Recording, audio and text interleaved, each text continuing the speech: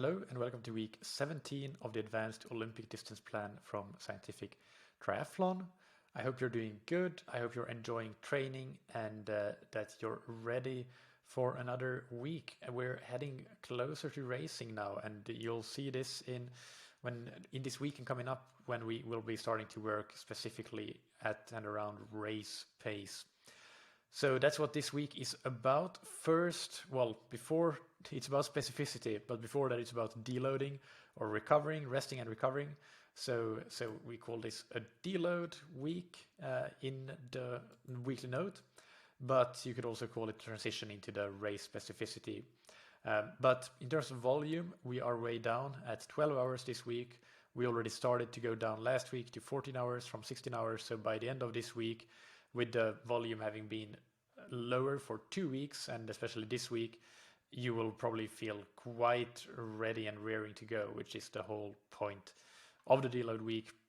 So take that opportunity, make sure that you know that the objective of this week is that you should come out the other side really feeling really good, strong and fresh, and treat this week accordingly. And until we start the race specificity on Friday with the Olympic distance race pace swim, you can basically err on the side of caution for everything you do until then, and err on the side of easier rather than harder, again, to make sure that you recover well, rest well, and are ready to then tackle a hard race specific block leading into the race. So just a quick note around specificity. To be honest, a lot of the things we have been working on in the plan already have been specific to some extent. In terms of things like the strength and stamina work we did is very specific for triathlon, but strength and stamina won't get you anywhere without a good aerobic capacity and a good LT2. So the aerobic capacity blocks really are important for general fitness aspects. They will help you get the most from your specific preparation. Basically, they both need each other. You can't have You can't do only specific training, you can't do only general training, you need to working on both. Finding a balance is the key, in my opinion, and specificity is really important to do leading into the race and focusing on it really intensely in these last few weeks, but we also don't need to spend 2 months on it, that when there's other things that we can be working on. So yeah, I'm sure you will find after a few of these race pace or race power workouts that oh god, I wish this would be over already. But then you still have half of the race specific block to go. So yeah, don't worry about not having done too much in terms of race specificity so far, because there's plenty of that coming up, and you will be adapting to it quickly with the foundations that you have laid through the plan. Keep in mind that through the race specific block in particular, it is very important to fine-tune things around your race strategy and race execution, like race planning in terms of power and pace and effort level, but also hydration and nutrition.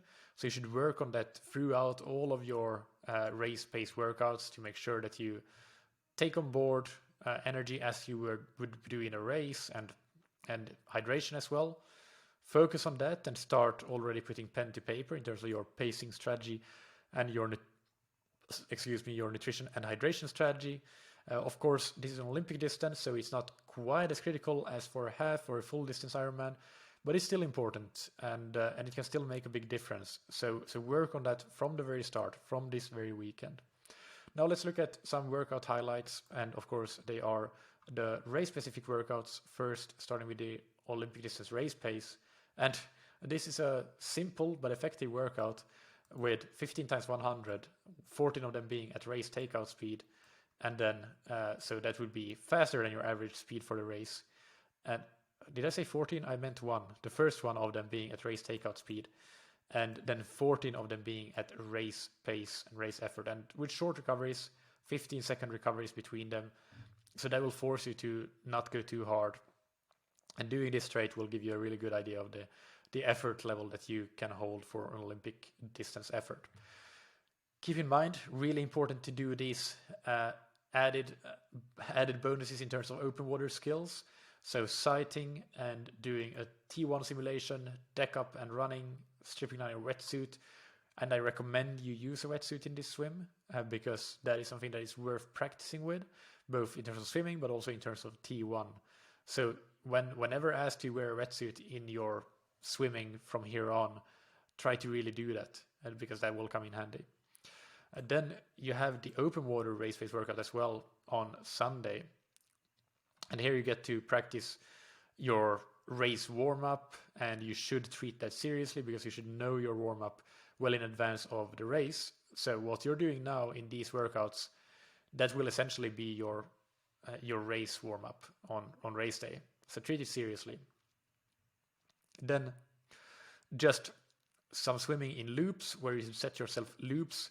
I have a little diagram here. It's pretty, isn't it? And there's quite a bit of explanations, but essentially it's odd repetitions, so 6 loops of 3 to 4 minutes, so 20 to 24 minutes of swimming or so. And each loop should start according to your race start, so a beach start versus a water start versus a pontoon start. And then the odd repetitions, so 1, 3, and 5, should start with 50 strokes hard, then Olympic distance race pace. And the evens should also start with 50 strokes hard, but then easy for the rest of them. And then again, at the end of the last loop, do a T1 simulation at race effort. Really important to take this opportunity to practice those skills. Then in terms of, sorry, I was the wrong week here. Then in terms of the bike, got a bit confused there, seeing week 16. I'm back on track now, fortunately. You have 4 times 15 minutes at your realistic target race power. And what I have assigned it to, because for advanced athletes, it should be in the 86 to 93% of FTP range. I mean, if you're really good on the bike, to be honest, it could be 95%. I'm not saying that it isn't there, but for most, and especially considering that not all courses will allow you to push out power consistently over the course, it might be more like, around 90% or so. So definitely I would advise you to try to shoot for 90% or 90, 92, 93% would be awesome. And I think that this plan will set you up well to do that. So maybe in these workouts, see if that is possible by just being a bit aggressive and seeing if that's possible for you.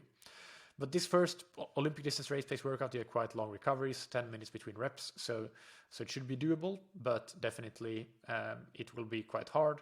And you'll get a sense after that for whether it feels like you could run or not. As I said, focus on taking on nutrition and hydration. And if possible, do this outdoors and try to really focus on speed as much as power and go as fast as possible. Because in a triathlon, it's not about who produces the most power, it's about who goes the fastest. Then we have the race pace run on Sunday. And again, this one is a simple but hard workout. 6 sets of 6 minutes at your target race pace. And that I have assigned to as 93 to 100% of threshold pace. And that should be in the range that you fall in. You should not be lower than that.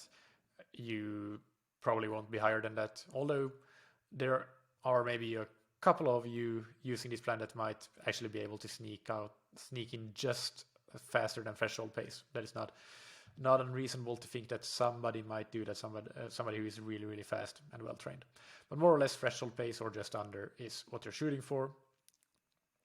So 6 times 6 minutes of that with 2 minutes very easy jog recovery, which may also include walking.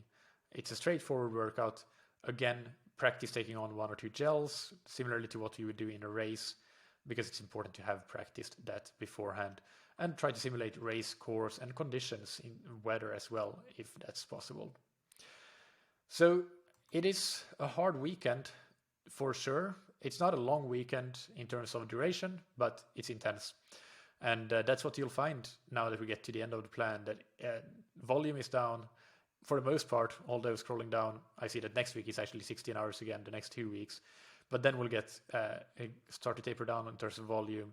Intensity, however, is definitely there. It is up at the highest levels that it has been, I would say, on average. And that is as it should be when we're approaching racing. So you'll benefit a lot, but make sure that you practice intensity control throughout this block. Get good sleep, good nutrition, recover well, and it will be all good for you and you'll have a great race. All right, that's it from me for this week. I I got a bit thrown off by a couple of mistakes I did there, but I'm going to keep it as is, keep the original cut, and I will try to do better in next week's video, but let's see how that goes. Anyway, I'll talk to you next week, and have a nice one.